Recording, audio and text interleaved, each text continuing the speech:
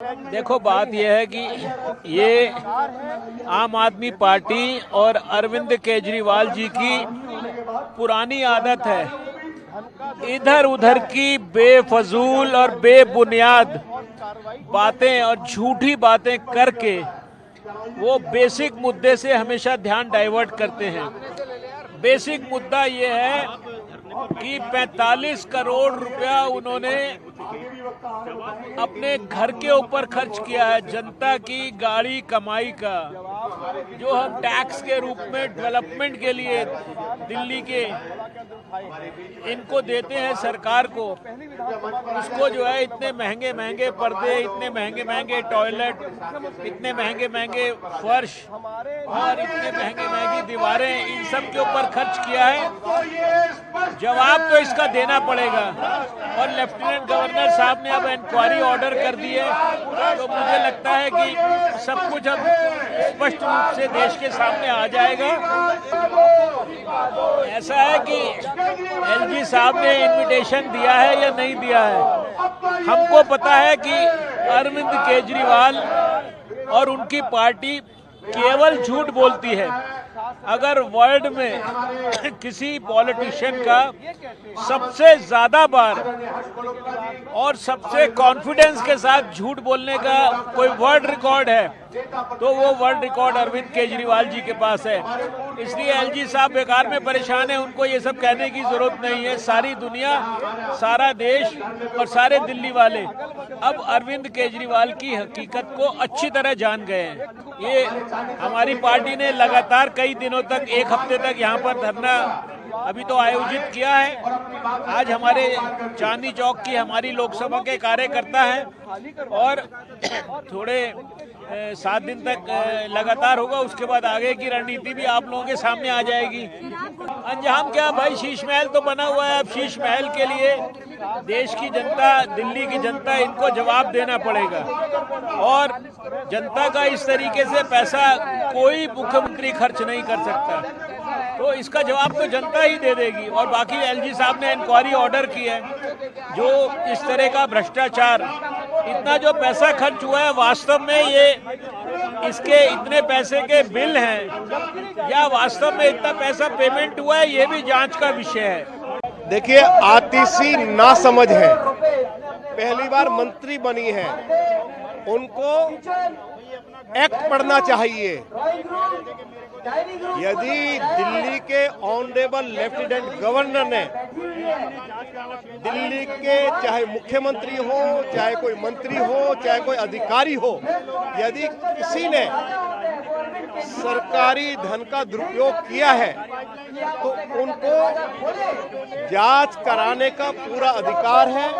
वे chief secretary से report मांग सकते हैं। इससे पहले भी जब दिल्ली के ऑनरेबल एलजी को ये शिकायत की गई कि एक्साइज पॉलिसी में हजारों करोड़ रुपए का घोटाला हुआ है, तो दिल्ली के ऑनरेबल एलजी ने दिल्ली के चीफ सेक्रेटरी से रिपोर्ट मांगी।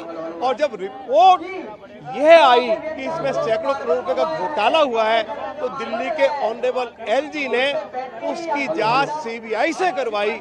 और उस जांच में ये पाया गया है कि दिल्ली के फॉर्मर डिप्टी चीफ मिनिस्टर उस घोटाले में पूरी तरह से सम्मिलित थे। उनके खिलाफ एफआईआर हुई, उनकी गिरफ्तारी हुई और आज भी उनको हाई कोर्ट, सुप्रीम कोर्ट या जो राउज एवेन्यू कोर्ट है उससे जमानत नहीं मिल रही है। कोर्ट ने भी ये माना है कि जो इतना बड़ा स्कैंडल हुआ है उसमें दिल्ली के farmer deputy chief minister mister Manish Sisodia सीधे शामिल है। यदि दिल्ली के ऑनरेबल एलजी एक्साइज पॉलिसी में जो घोटाला हुआ, अगर उसकी रिपोर्ट चीफ सेक्रेटरी से नहीं मांगते और सीबीआई को इंक्वायरी ऑर्डर नहीं करते, तो ये घोटाला भी कैसे सामने आता। अरविंद केजरीवाल ने अपने घर पर रेनोवेशन के ऊपर, मरम्मत के ऊपर 45 करोड़ रुपया कानून कायदे का नियम का उल्लंघन करके खर्च किया है। इससे पहले भी दिल्ली में मुख्यमंत्री रहे मदन लाल खुराना जी, साहिब सिंह वर्मा जी, सुषमा जी और श्रीमती शीला दीक्षित जी, उनकी घर की साज सज्जा पर केवल 15 लाख रुपए से कम खर्चा होता था। दिल्ली के मुख्यमंत्री को एक सरकारी कोठी रहने के लिए मिल सकती है। अरविंद केजरीवाल बताएं कि उन्होंने दिल्ली के 2 सीनियर ऑफिसर्स, आईएएस ऑफिसर्स, एक मिस्टर भल्ला जो भारत सरकार में सेक्रेटरी हैं, उनकी कोठी भी खाली करवा ली। डीडीए के जो वाइस चेयरमैन थे मिस्टर मनीष गुप्ता, उनकी कोठी भी खाली करवा ली और 2 कोठियां भी अपनी कोठी में उनको मिला लिया। तो ऐसा ही हम चाहते हैं कि दिल्ली के चीफ मिनिस्टर मीडिया को और दिल्ली के लोगों को ये कहें कि आइए, मेरे ऊपर जो आरोप लगाए जा रहे हैं कि मेरे घर के ऊपर, साज सज्जा के ऊपर या रेनोवेशन के ऊपर 45 करोड़ रुपया खर्चा हुआ है, आओ मेरा घर आके देखो।